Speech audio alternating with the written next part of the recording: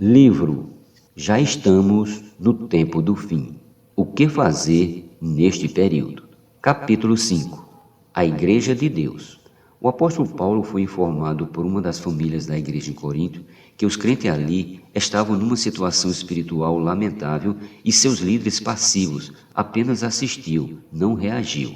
O navio iria afundar com todos eles. Como diagnosticar? O apóstolo que foi chamado por Deus para levantar igrejas e ajudá-las no crescimento espiritual, toma a iniciativa de lidar com a situação. A maneira como ele o fez estabeleceu um padrão que todos os líderes devem adotar na abordagem de problemas difíceis. Ele apresentou o quadro perfeito para os envolvidos no problema, para que pudesse ver mais facilmente a real situação. Em sua sabedoria divina, o apóstolo pinta o quadro completo e perfeito da igreja. Ele descreve o que ela é segundo o ponto de vista de Deus. Os profissionais que melhor lidam com falsificação de dinheiro são bons não porque estudam o dinheiro falso, mas porque estudam, analisam e mergulham profundamente nas características de uma cédula verdadeira. Então, ao deparar dinheiro falso, logo detectam a falta das características de uma cédula verdadeira. Estude os projetos de Deus. O apóstolo Paulo não descreveu no início de sua carta os problemas da igreja. Ele apresentou a igreja verdadeira, a igreja na concepção divina em seus traços, contornos e características genuínas. Nos versículos de 1 Coríntios 1, do 2 ao 9, vemos o quadro da igreja verdadeira. A partir do versículo 10, Paulo começa a lidar com a igreja problemática.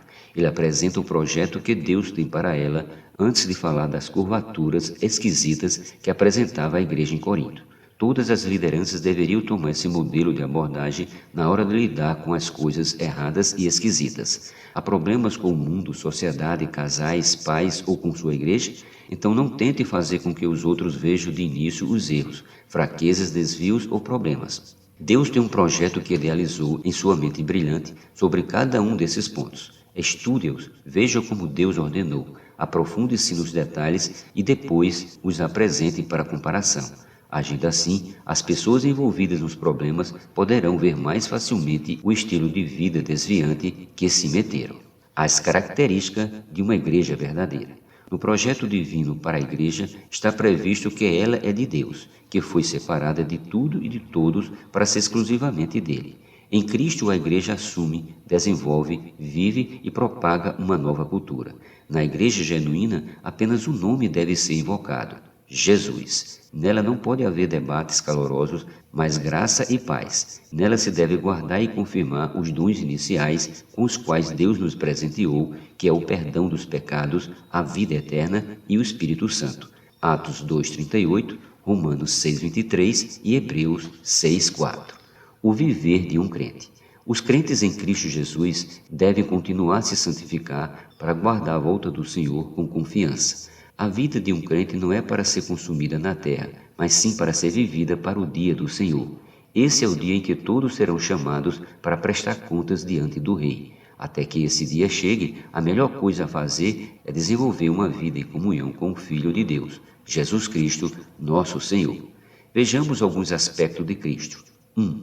Cristo é o centro conector da obra de Deus. Colossenses 3:11. 2. Cristo é a porção dos santos. Colossenses 1:12. 3. Cristo é nosso tudo, poder e sabedoria. 1 Coríntios 1:24.